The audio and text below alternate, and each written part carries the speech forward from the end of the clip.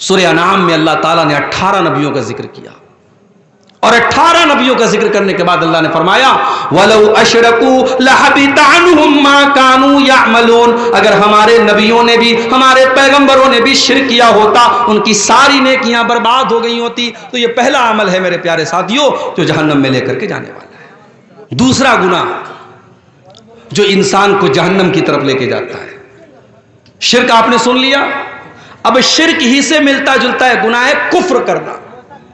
شرک کیا ہے؟ اللہ کی عبادت میں کسی کو شریک کرنا۔ کفر کیا ہے؟ اللہ کو نہ ماننا یا رسول کو نہ ماننا، یا جن باتوں پر ایمان لانا ضروری ہے ان میں سے کسی بات کا انکار کرنا۔ مثال کے طور پر آدمی اللہ کو مانتا ہے، رسول کو نہیں مانتا، یا رسول کو مانتا اللہ کی کتابوں کو نہیں مانتا، یا اللہ کی کتابوں کو مانتا ہے اللہ کے فرشتوں کو نہیں مانتا، یا فرشتوں کو مانتا ہے تقدیر کو نہیں مانتا، تقدیر کو مانتا ہے قیامت کو نہیں مانتا۔ جتنی چیزوں پر ایمان لانا ضروری ہے، انیواریہ ہے، کمپلسری ہے، ان چیزوں میں سے کسی چیز کا انکار کرنے والا کافر ہے، اور کافر بھی جنت میں نہیں جائے گا، جہنم میں جائے گا۔ وَمَن يَكْفُرْ بِالْإِيمَانِ فَقَدْ حَبِطَ عَمَلُهُ، جو اللہ تعالیٰ کے اوپر ایمان لانے والی کسی چیز کا انکار کرے گا، فقد حبط عملہ، اس کے سارے عمل برباد ہو جائیں گے، وَهُوَ فِي الْآخِرَةِ مِنَ الْخَاسِرِينَ، اور آخرت میں وہ نقصان اٹھانے والوں میں سے ہوگا۔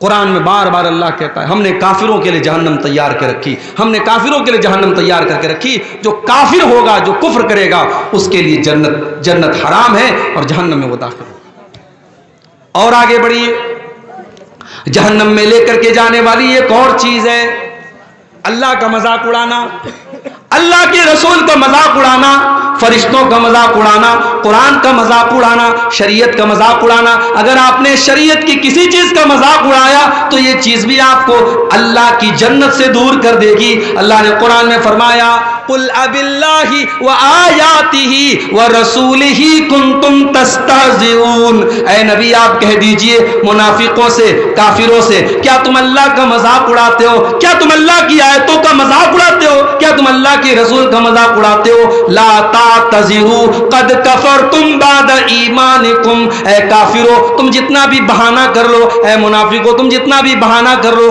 جب تم نے اللہ کا مذاق اڑا لیا، جب تم نے رسول کا مذاق اڑا لیا، جب تم نے اللہ کے فرشتوں کا مذاق اڑا لیا تو تم کافر ہو گئے، تم برباد ہو گئے۔ اس لیے اللہ اور اس کے رسول کا مذاق اڑانے والا کافر ہو جاتا ہے میرے بھائی۔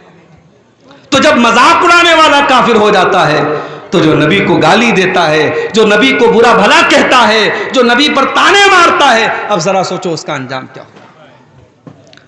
اللہ کے نبی کے دور میں ایک آدمی اسلام قبول کرتا ہے، مسلمان ہوتا ہے، پڑھا لکھا تھا۔ اللہ کے نبی نے اسے ڈیوٹی سونپی کہ قرآن جب اترے تو اس قرآن کو لکھنے والے صحابہ میں آپ نے اس انسان کو بھی شامل کر دیا کہ جب قرآن اترے تو تم لکھ لیا کرو۔ بخاری کے الفاظ ہیں کچھ دنوں تک وہ اللہ کے نبی کے ساتھ رہا اور اللہ کے نبی کے ساتھ کچھ قرآن کی آیتوں کو اس نے لکھا بھی، اور اس کے بعد وہ مرتد ہو گیا، وہ کافر ہو گیا، وہ اسلام کو چھوڑ کے چلا گیا، دوبارہ عیسائی بن گیا۔ جب وہ عیسائی بن گیا اس نے جا کر کے لوگوں میں یہ پروپیگنڈا شروع کر دیا، یہ پھیلانا شروع کر دیا، ارے محمد کو تو کچھ نہیں آتا، جو میں نے لکھ کر کے دیا ہے بس اتنا ہی آتا ہے، اس سے زیادہ تو محمد کو کچھ بھی نہیں آتا ہے۔ اللہ کے نبی پر جھوٹی تہمت لگا رہا ہے، جھوٹا بہتان لگا رہا ہے، الزام لگا رہا ہے۔ اللہ کے نبی خاموش رہے، کوئی جواب نہیں دیا۔ اللہ کے اوپر آپ نے چھوڑ دیا کہ اللہ تیرے نبی کا مذاق اڑا رہا ہے، اب تو فیصلہ کر دے۔ کچھ دنوں کے بعد اس کی موت ہو گئی، وہ آدمی مر گیا۔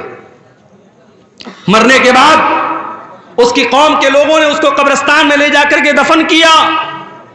رات کو دفن کیا، اگلے دن کیا دیکھتے ہیں، اس کی لاش قبر کے باہر پڑی ہوئی ہے۔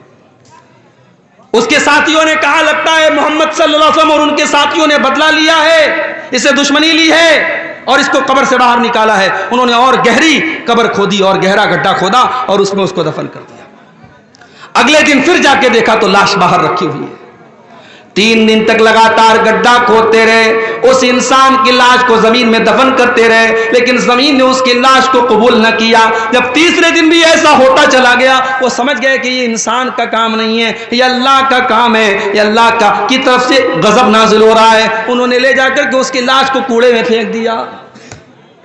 میرے بھائیوں، آج بھی اگر کوئی نبی کا مذاق اڑاتا ہے، کوئی اللہ کا مذاق اڑاتا ہے، اس کا انجام بہت برا ہونے والا ہے۔ یہ بات یاد رکھو، 1400 سال سے لے کر کے آج تک کی تاریخ گواہ ہے، نبی اکرم کا مذاق اڑانے والا اور اسلام کا مذاق اڑانے والا آخرت میں تو جو ہوگا ہوگا، دنیا میں بھی وہ برباد ہونے والا ہے۔ میرے پیارے ساتھی، اور آگے بڑھیے، ایک اور چیز ہمیں جہنم میں لے کر کے جانے والی ہے۔ یا ایھا الذین آمنوا لا تاکلوا الربا اضعافا مضاعفا، اے ایمان والو تم سود نہ کھانا، تم بیاج نہ کھانا، واتقوا اللہ لعلکم تفلحون، اللہ سے ڈرو تبھی تم کامیاب ہو سکتے ہو، تم سود کھا کر کے کامیاب نہیں ہو سکتے۔ سود کھانے والا، بیاج کھانے والا، یہ بھی جہنم کو اپنے اوپر لازم کر رہا ہے۔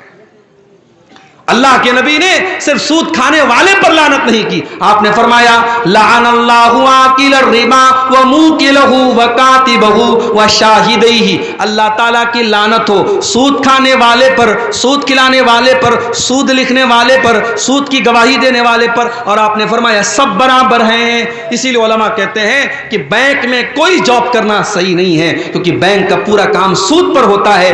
بینک میں آپ کوئی بھی کام کریں گے وہ سود میں سپورٹ ہوگا، وہ بیاج میں سپورٹ ہوگا۔ آج بینک میں جاب کرنا تو چھوڑ دیجئے، مسلمان دھڑلے سے سود کھا رہا ہے، سود پر مسلمان اپنے مسلمان بھائی کو قرضہ دے رہا ہے اور بیاج کی رقم دھڑلے سے کھا رہا ہے۔ میرے پیارے ساتھ